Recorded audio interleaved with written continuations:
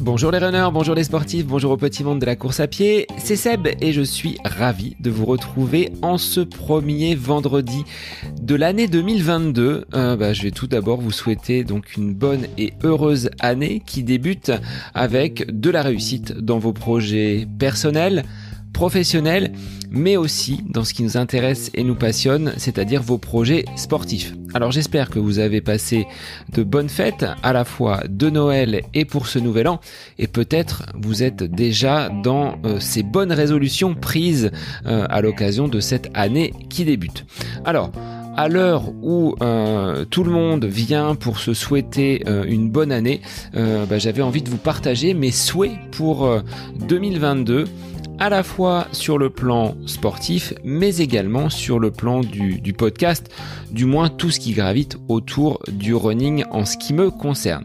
Donc, allez, on y va, on est parti pour ce que va être, ou du moins, j'espère être cette année 2022 avec du sport, de la course à pied. Mais vous allez voir, il y aura également autre chose. J'ai quelques petits projets que j'ai envie de mener sur cette nouvelle année qui commence et dont je vais vous faire part sans plus attendre. Allez, on est parti pour ce que sera mon année 2022. Du moins, je l'espère, qu'elle collera le plus fidèlement à ce que j'ai prévu, mais il y a toujours une part d'incertitude. Allez, on y va. Alors le cœur de cet épisode aurait très bien pu s'intégrer dans mon épisode bilan de la semaine dernière, l'épisode 79, où j'évoquais ce qu'avait été mon année 2021. J'aurais très bien pu envisager une projection sur l'année 2022. Mais pour moi, l'évocation d'une nouvelle année, ce n'est pas seulement mettre 2-3 courses bout à bout, c'est bien plus complexe que cela, et c'est dans cette façon de voir les choses que je voulais vous réaliser cet épisode. Alors, on est dans une année qui va être encore marquée par le sceau du Covid avec de nombreuses incertitudes. Et je me suis rendu compte que ces incertitudes avaient pu me desservir sur cet automne où j'ai connu donc un pic de mes formes. L'obligation de me donner des objectifs, c'est aussi de me donner un cap. Là, je vais vous citer Sénèque, donc, qui nous dit « Il n'est pas de vent favorable pour celui qui ne sait où il va ». Et en effet, courir comme j'ai pu le faire pendant une année, voire un petit peu plus, sans vraiment avoir d'objectif, de course vraiment fixé sur mon calendrier, à un moment donné, on peut perdre le fil et la motivation. Ou du moins ne plus savoir vraiment pourquoi on va courir, on va s'entraîner. Et des séances de qualité, pourquoi les faire si derrière il n'y a pas une réalisation lors d'une compétition? Et j'ai eu envie donc de jalonner mon année 2022 avec des échéances relativement précises de façon à ne pas perdre justement ce fil conducteur. Cette errance dans laquelle j'étais à l'automne dernier m'a conduit justement à rencontrer ce pic de mes formes et c'est long pour remonter entre guillemets la pente. Donc j'aime m'entraîner, j'aime courir, j'aime me faire mal sur des séances de fractionnés, mais il faut se poser la question à un moment donné, pourquoi ? Pourquoi tu fais cela ? Pourquoi tu vas aller sur la piste à des allures très importantes ? Pourquoi tu vas faire des sorties longues ? S'il y a une course qui va se présenter dans 4, 6, 8, 10 semaines, on sait pourquoi on le fait. Et dans cette optique-là, une planification, une programmation, cela va permettre de savoir à quel endroit on se situe. Est-ce que nous sommes dans une phase de préparation générale ? Est-ce qu'on est dans une phase de développement de la VMA ? Est-ce que c'est une phase plutôt de récupération ? Ainsi, je pense que ça m'évitera ce trou noir entre deux pics de forme. Mais c'était pas forcément quelque chose de très très agréable à vivre, dans le sens où la motivation, j'étais toujours apte et enjoué à l'idée de courir, mais les performances n'étaient plus là.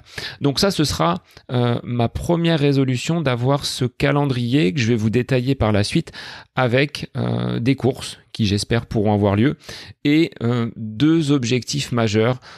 J'ai relevé justement que sur les dernières années, pratiquant cette course à pied, j'avais 2 temps forts, au printemps et à l'automne. Et c'est sur ces 2 saisons où se situeront mes objectifs majeurs. Alors il y en a une première résolution que je pourrais mettre avant tout ce que je vais vous évoquer par la suite. C'est tout d'abord de ne pas rencontrer la blessure, de continuer, comme c'est le cas depuis ces 2 dernières années, à être à l'écoute de mon corps. Et cela passe par forcément une charge d'entraînement adaptée. Donc là, l'accompagnement réalisé par David, mon entraîneur, est très précieux, parce que l'on peut calibrer, ajuster semaine après semaine cet entraînement. Ainsi, j'évite toute fatigue inutile, mais aussi il y a tout ce travail invisible que j'ai déjà évoqué et sur lequel je vais revenir juste après.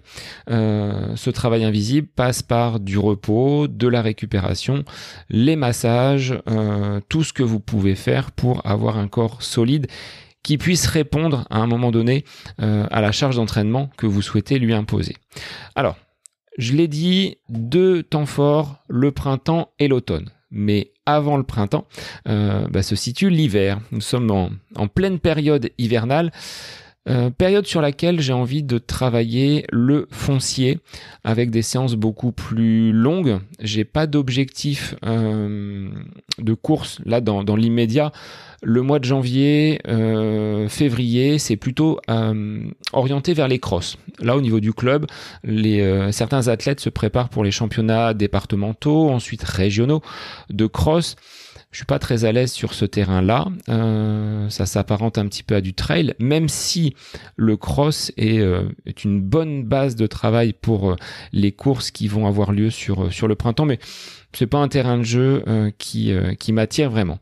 Donc, pendant cette période d'hiver, un gros travail sera fait sur le foncier. J'ai repris pendant les vacances le renforcement musculaire, le gainage, la proprioception, ces petits exercices d'équilibre que l'on peut faire tout simplement le matin, en vous brossant les dents. Vous vous mettez sur une jambe, vous allez travailler un petit peu vos appuis. Le soir, vous faites la jambe que vous n'avez pas faite le matin. À la fin de la semaine, vous avez quand même quelques minutes d'équilibre, de renforcement des muscles profonds du pied, ce qui vous donnera plus de solidité sur vos appuis au fil des semaines. Le gainage, donc je l'ai repris également, pas forcément la planche, c'est pas cet exercice-là, la planche en statique, qui va vous apporter le plus de résultats. Au sortir des fêtes, on n'est pas forcément au poids de forme, je ne le suis pas, j'ai je pense 2-3 kilos à évacuer, mais après les fêtes, c'est tout à fait normal, faut savoir aussi se faire plaisir, donc il va y avoir déjà un travail de ce côté-là, pour revenir au poids qui, pour moi, est le poids de forme. C'est pas forcément être le plus maigre possible. Le poids de forme, c'est celui où on peut enchaîner les séances sans avoir forcément de bobos, de douleurs. J'ai déjà été beaucoup plus mince que ce poids de forme, et c'était pas très probant. J'avais pas forcément de très très bonnes sensations. Donc essayez de voir à quel niveau votre poids de forme se situe pour vous permettre d'être le mieux possible dans vos baskets. Alors, sur la fin du mois de février, ce sera l'occasion de mettre mon premier dossard. C'est une course qui a lieu à proximité de mon domicile, 3-4 km, donc autant dire que je pourrais presque y aller en courant pour faire mon échauffement. C'est un 10 km avec une partie, je pense, en terre, un petit peu course nature. Donc c'est pas sur cette course-là que je ferai un chrono, mais ça me permet d'avoir une course intermédiaire et déjà d'avoir un petit objectif sur cette fin d'hiver à l'approche du printemps. Alors, là où je suis satisfait sur ce début d'année, mais c'était déjà le cas sur les 15 jours de vacances de Noël que j'ai pu avoir, c'est d'avoir travaillé un petit peu le mental sur un aspect tout simple, c'est-à-dire que j'ai effectué des séances très matinales, 2 séances cette semaine qui ont eu lieu à 6 heures du matin. Autant vous dire que ça nécessite de préparer ses affaires la veille au soir, d'affronter le froid puisque on est retombé dans un cycle un petit peu hivernal après un Noël presque printanier. Aujourd'hui, de pouvoir effectuer ces séances très très tôt avant d'aller retrouver mes élèves, c'est quand même une source de motivation et de se dire je l'ai fait, j'ai réussi à sortir le matin très tôt. Ce que j'apprécie, c'est qu'ensuite je peux récupérer tout au long de la journée, continuer à marcher et au final, après une séance très matinale, je ressens pas forcément de fatigue. Donc ça, c'est déjà un premier point positif sur cette fin d'année 2021, mais sur cette première semaine de 2022. Alors le printemps, il est encore très éloigné, mais si je me projette déjà sur ce mois de mars-avril, cette course intermédiaire qui viendra, je crois, le 27 février, sera déjà importante, puisqu'elle marquera déjà un premier jalon dans ce que sera cette période du printemps où j'ai envie de réaliser un semi-marathon. Ça fait depuis 2017 que j'ai pas dû parcourir cette distance officiellement, donc avec un dossard. Ça doit remonter au semi-marathon de Chartres en 2017. C'est sur cette course que j'ai dû faire mon meilleur chrono en 1h28. Donc là, il y a cette envie, et ce que m'a dit David, il dit j'ai envie de voir ce que tu vaux sur semi-marathon. Comme je l'avais dit auparavant, j'irai pas au-delà. Pour l'instant, le marathon, ce n'est pas pour moi. Mais sur semi-marathon, de revenir sur cette distance, ça me donne envie. Alors, j'ai pas ciblé encore la course. Peut-être Cheverny, c'est quelque chose qui, en termes de terrain, c'est relativement plat, peut-être un peu monotone, mais pour faire un chrono, ça peut être intéressant. Il faut voir bien entendu les conditions météo parce que 4 mois avant, il est impossible de définir dans quelles conditions cette course pourra se réaliser, mais c'est l'objectif numéro 1 sur cette année 2022. Printemps qui correspond toujours à un premier pic de forme. Je l'ai analysé en regardant un petit peu mes dernières saisons, en dehors de celles du Covid qui ont été un petit peu faussées. Mais le semi-marathon, ce sera la première étape pour débuter l'année avec un chrono qui là sera un chrono de référence. J'ai envie de baisser cette marque d'1h28 sur semi pour voir, vérifier, valider le travail réalisé depuis plus d'1 an maintenant avec David. Alors, avec l'arrivée des beaux jours, ce sera l'occasion également de ressortir le vélo qui est tout poussiéreux dans mon garage, peut-être au moins une fois par semaine. Alors quand je dis une fois par semaine, c'est compliqué parce que le vélo, ça nécessite de partir sur des sorties relativement longues si on veut, entre guillemets, avoir des effets à peu près équivalents à ceux de la course à pied.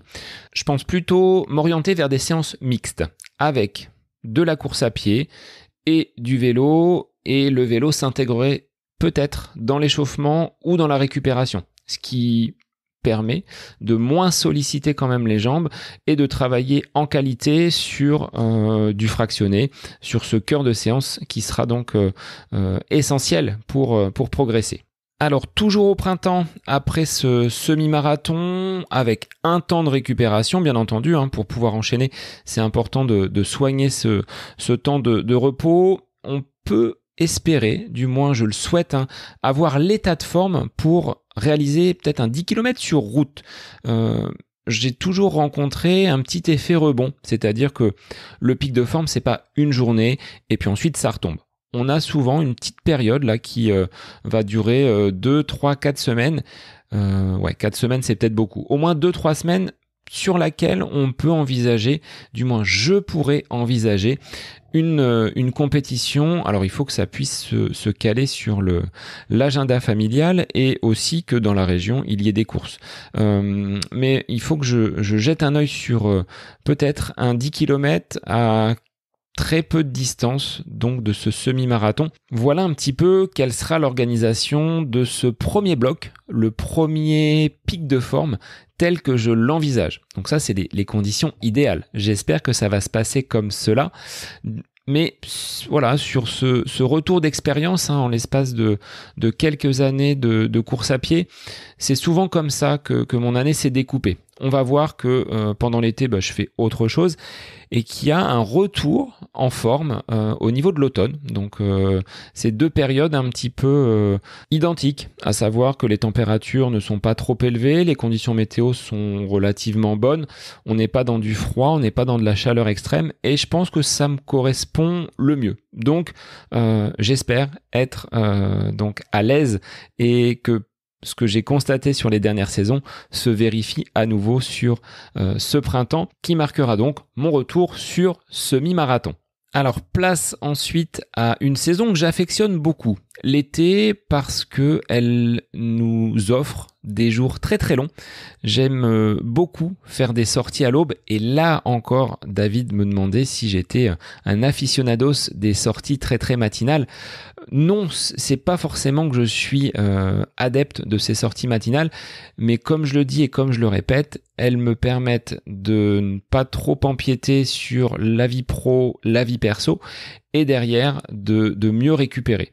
C'est beaucoup plus facile l'été qu'en période hivernale, parce que déjà la température est un petit peu plus élevée et je peux courir au jour. Ce qui n'est pas le cas sur cette période d'hiver où la frontale, même si l'éclairage public par endroit est suffisant, la frontale est quand même la bienvenue et puis il faut être visible également des automobilistes qui, pour certains, débutent très très tôt. J'en croise quand même quelques-uns le matin lors de ces sorties hivernales. Donc la période d'été, elle me plaît bien. C'est pas forcément une période sur laquelle j'effectue beaucoup de courses, parce que j'aime pas la chaleur. Donc là, même si Fabrice Kuhn, le doc, le spécialiste, m'avait indiqué qu'il fallait aller braver un petit peu cette chaleur, j'ai quand même du mal à réaliser de bons chronos, de prendre du plaisir tout simplement sur des courses où il fait très très chaud. C'est peut-être un axe de travail, mais sur cette période d'été, c'est plutôt une période où je vais changer d'environnement, donc soit migrer vers la Loire-Atlantique et mon pied-à-terre de Pornic, ou pour l'été prochain, ce sera direction l'Hérault avec une période d'une quinzaine de jours du côté de d'Agde, entre Agde et Sète, pour là aussi avoir un terrain d'entraînement un petit peu différent. Donc le changement offre de nouveaux paysages, mais pour moi l'été est quand même moins propice aux courses officielles. Cela dit, sur le début de l'été, alors on sera à la toute fin du printemps et au début de l'été, j'ai une course qui est déjà programmée. Ce sont les Foulées du Gois à Noirmoutier. Ce sera un week-end même en amoureux, sans les enfants, sur laquelle je pourrais réaliser la course populaire. C'est pas celle où l'eau recouvre toute cette chaussée du Gois de Noirmoutier, mais course qui me permettra de découvrir un environnement un petit peu nouveau. Je ne pense pas pouvoir réaliser une grosse performance parce que le Gois est une route qui est inondée 2 fois par jour, avec donc des passages pavés, des passages où la chaussée est un petit peu dégradée. Malgré tout, voilà, c'est une course découverte, comme peut nous l'offrir donc une sortie, un week-end, une escapade. Donc là, ce sera l'occasion de passer du bon temps avec mon épouse, et puis à côté, de pouvoir réaliser donc cette course dans la région donc vendéenne. Donc voilà pour, on va dire, les échéances estivales, mais je vous en dirai plus tout à l'heure parce qu'il y a d'autres petits projets qui pourront peut-être se mettre en place. Je dis bien peut-être parce que ça dépendra bien entendu de l'organisation à la fois professionnelle. Alors sur l'été c'est assez simple, vacances en tant qu'enseignant du 15 juillet jusqu'à environ au 20 août, le temps de se remettre ensuite dans la rentrée. Mais il faut voir après comment tout ça peut s'organiser. Alors une fois cette période d'été terminée, cap sur le second pic de forme. J'aime bien ces courses en septembre, en automne. Alors c'est bien souvent dans l'été qu'elles se préparent, mais comme je le disais tout à l'heure, j'aime bien ces sorties à l'aube, ces sorties longues qui me permettent de changer également d'environnement, donc il n'y a pas un côté lassant. Après, il faut également que je détermine quelles seront ces courses, on va dire, de l'automne. Habituellement, je participe à un 10 km au mois de septembre pour, au mois d'octobre, parcourir une distance soit sur semi-marathon ou 20 km, comme les 20 km de Paris que j'ai fait à 3 ou 4 reprises. C'est un petit peu ma course chouchou sur la région parisienne. Je viens pas souvent sur la capitale, mais les 20 km de Paris, c'est là où j'ai fait mon meilleur chrono. Combien j'avais fait ? J'avais dû faire 1h23, 1h24 sur cette distance des 20 km. Et ce qui est plaisant, c'est qu'on découvre Paris à pied, sans voiture. Donc ça aussi, c'est quelque chose de sympathique. Donc automne, ce sera dans la continuité de ce que j'ai pu faire sur le printemps. Préparation avec une course intermédiaire sur 10 km au mois de septembre et puis sur octobre, un semi-marathon ou 20 km. Il y a les 20 km de Tours, il y a les 20 km de Paris. Donc pour l'instant, je n'ai pas encore identifié la localisation de la course. Je vois à peu près vers quel programme je me dirige, vers quelle distance les courses. Avec le Covid, finalement, ça m'a un petit peu vacciné. Alors, le mot est peut-être pas bien choisi. Du moins, j'ai de moins en moins envie de m'y prendre trop longtemps à l'avance parce que j'entends beaucoup de personnes qui m'ont dit on a fait une inscription pour cette course-là, elle n'a pas eu lieu, donc c'est reporté. Alors, c'est pas que les courses, elles coûtent toutes chères, même si de plus en plus on voit que les tarifs sont quand même bien à la hausse pour même des semi-marathons. J'ai pas forcément envie de dépenser beaucoup d'argent trop longtemps à l'avance avec cette incertitude qui plane aujourd'hui. Alors, elle est handicapante pour nous coureurs parce que on prend un dossard mais on ne sait pas si la course va avoir lieu. C'est aussi très handicapant pour les organisateurs qui n'ont aucune visibilité sur l'état des inscriptions. Ça vient de façon très tardive, notamment sur des grandes courses. Il n'y a pas que les petites courses qui en subissent les conséquences. Donc aujourd'hui, j'ai le cadre. Après, il faudra que j'affine avec les courses pour voir si elles ont vraiment lieu. Mais en règle générale, que ce soit sur 10 km ou sur semi-marathon, je ne dépasse pas le 1 euro par kilomètre. Donc environ 10 euros par course sur 10 km et 20-21 euros pour un semi. Au-delà, je trouve que ça fait cher. On paye bien souvent la médaille, le t-shirt, mais il y a des montants qui sont quand même assez exorbitants. Il y a des frais, certes. Les systèmes de chronométrage, les infrastructures sont relativement coûteuses. Mais si on veut faire beaucoup de courses, ça peut représenter quand même un budget assez important. Alors, après ce pic de forme en automne, ça va retomber forcément avec un petit timing comme au printemps où il y a une certaine euphorie. La forme peut rester là quelques semaines, mais je pense qu'à cette période-là, l'automne, c'est un peu comme les feuilles. Elles tombent, la sève redescend et l'énergie également va être un petit peu moindre. Malgré tout, sur la fin d'année, on trouve beaucoup de courses populaires, type corrida, en centre-ville. C'est relativement festif et on en avait une, nous, sur Beaugency, qui a été annulée. Annulé. Les organisateurs ont décidé de se retirer et de ne plus l'organiser et je trouve ça dommage. Il y avait ce côté festif, des courses un peu nocturnes bien souvent, donc on va très vite et ça permet de garder un petit peu de vitesse sur la fin d'année. En général c'est 5-6 km mais on carbure vraiment à toute vitesse, donc je pense que j'en ferai quelques-unes. Toujours si les conditions météorologiques et sanitaires nous le permettent, parce qu'il y a des fois où ces corridas sont finalement annulé. Les routes, les trottoirs, les rues des centres-villes étant parfois verglacées. Donc, mais c'est une période de l'année où on peut se faire plaisir sur des courses relativement rapides. Donc voilà un petit peu le cadre général de ce que sera mon année 2022 avec 2 temps forts. Le printemps et l'automne, qui sont des moments où j'atteins un pic de forme avec 1 ou 2 courses intermédiaires sur 10 km et l'année sera vraiment basée sur le semi-marathon. 1 donc au printemps, 1 à l'automne avec, je l'espère, la possibilité de descendre les chronos qui datent un peu. Je dois avouer que j'ai pas effectué énormément de courses sur ces dernières années.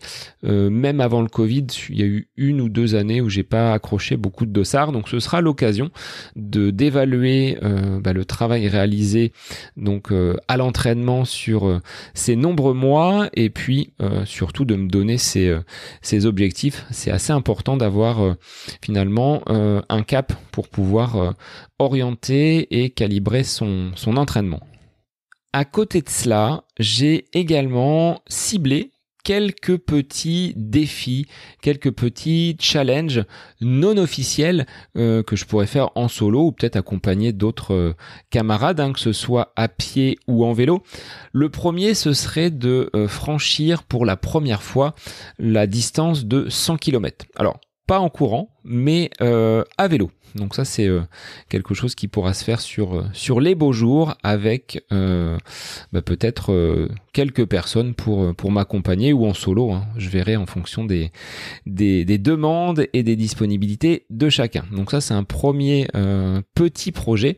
C'est ces challenges que l'on peut avoir, que l'on peut se donner individuellement. Ça n'a aucune valeur si ce n'est la fierté de l'avoir réalisé.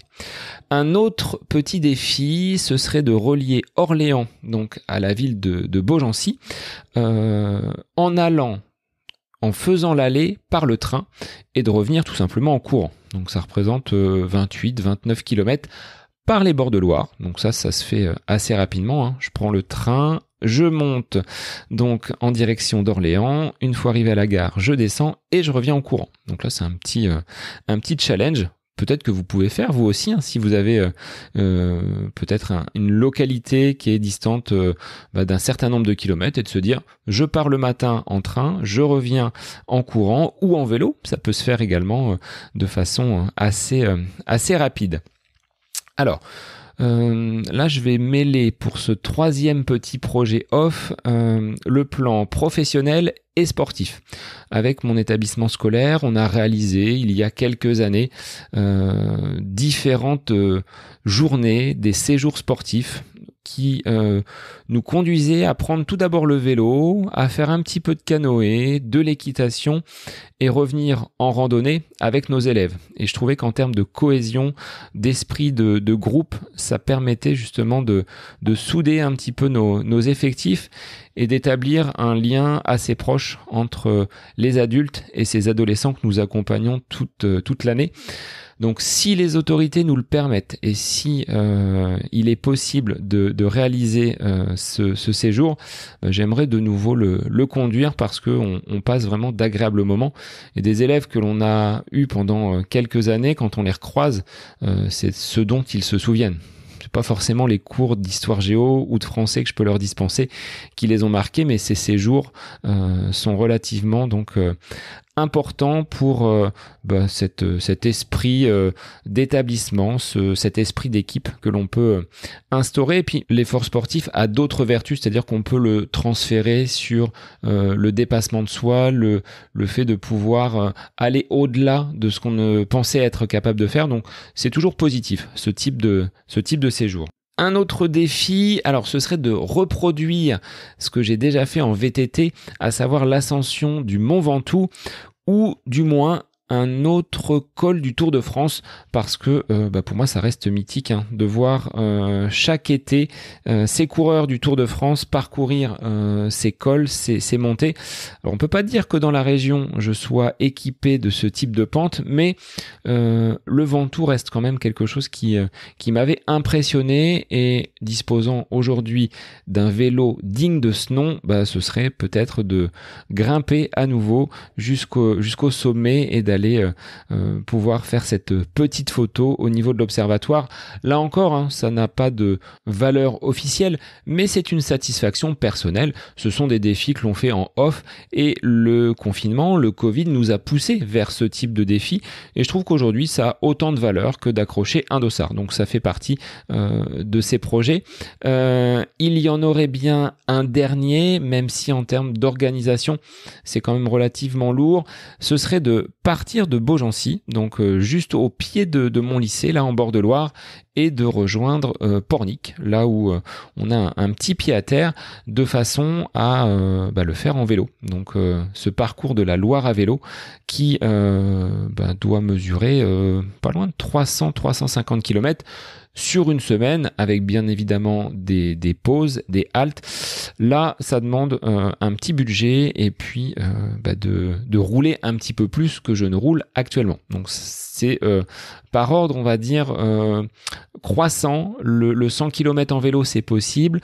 Beaugency-Orléans en courant, ça devrait pouvoir se faire.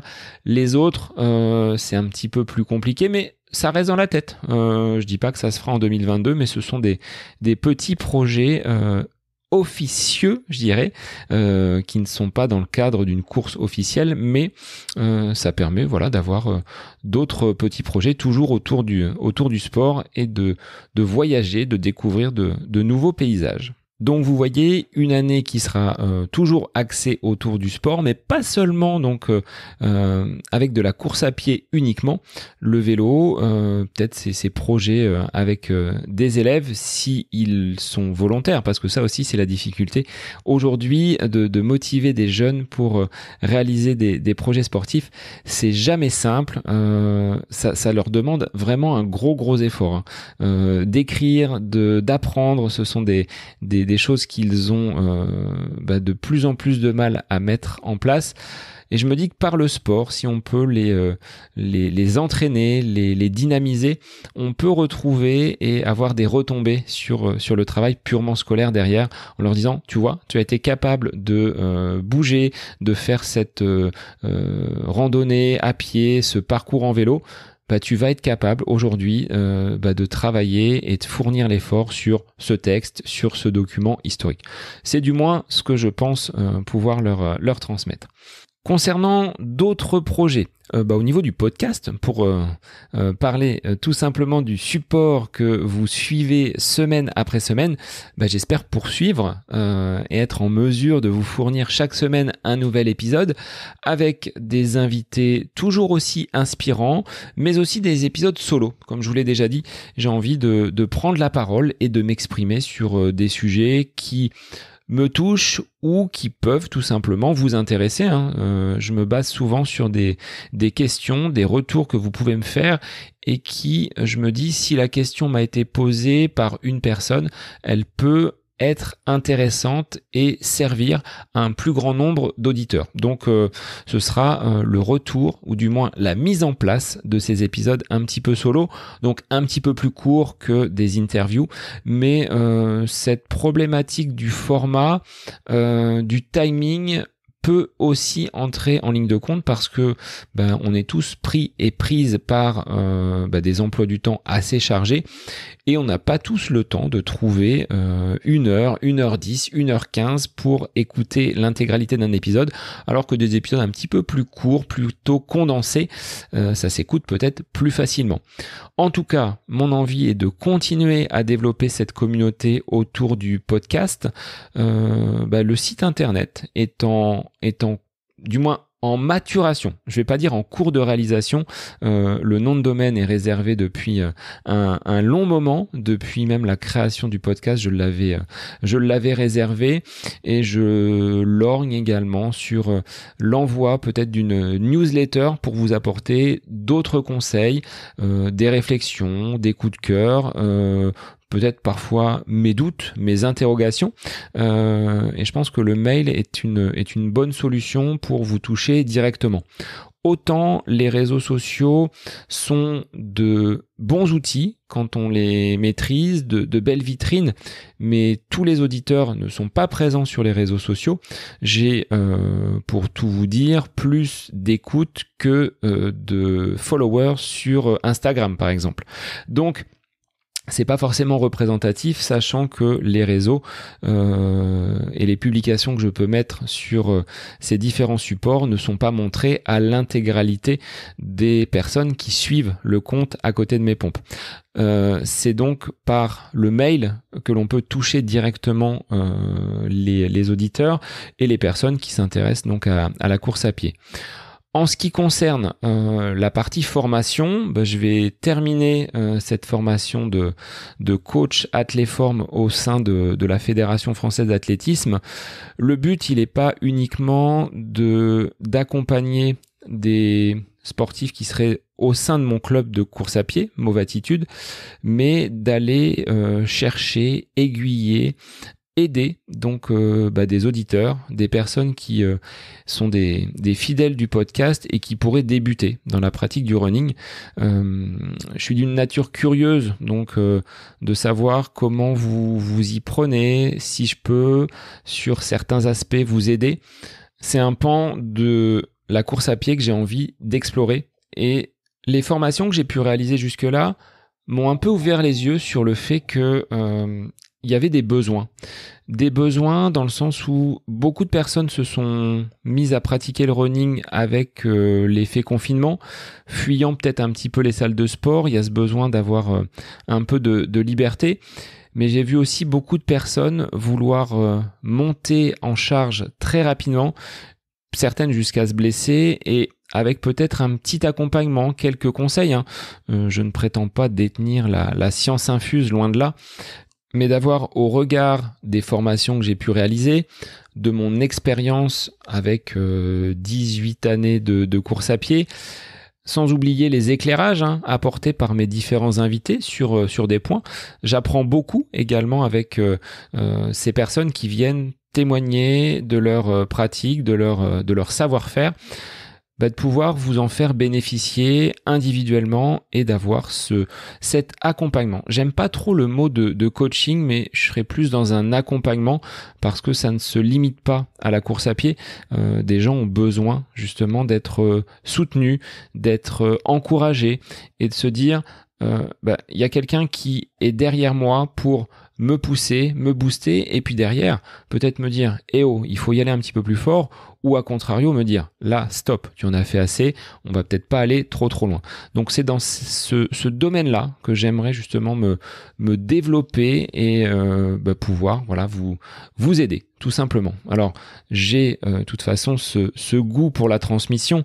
La pédagogie, ça fait partie de mon quotidien depuis plus de 15 ans maintenant au niveau de mon métier d'enseignant, et je pense que ça peut se transférer assez facilement vers un public qui serait un public de sportifs. Alors il y a d'autres certifications, d'autres diplômes qui peuvent me donner envie. Je vais déjà finir celle pour laquelle je suis actuellement élève, à savoir ce diplôme, cette labellisation, comme on peut l'appeler, de coach Athléform, vraiment à destination de personnes qui sont débutantes et pour leur éviter aussi de faire des erreurs que j'ai pu moi commettre quand j'étais néo-coureur. J'arrive donc à la fin de cet épisode consacré à mes objectifs de l'année 2022. Alors ça reste une programmation. Quand j'appelle programmation, ça veut dire qu'elle sera forcément adaptée ajustée, mais vous avez la ligne directrice de ce que sera mon année 2022.